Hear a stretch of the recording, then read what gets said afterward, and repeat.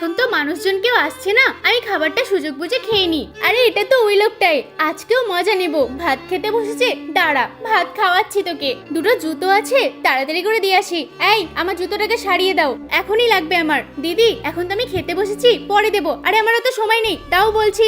দেবে নাকি ঝামেলা শুরু করে দেবো? আচ্ছা ঠিক আছে দিচ্ছি। সত্যি আজকালকার মহিলারা একটু কষ্টও বোঝে না। একটু খাবার খেতে বসেছি, খাবারটা খেয়েই না হয় দিতাম। ওই দিন ওর খাওয়ার সময় গিয়েছিলাম, হেব্বি মজা লেগেছে, আজকেও এমনটা করবো।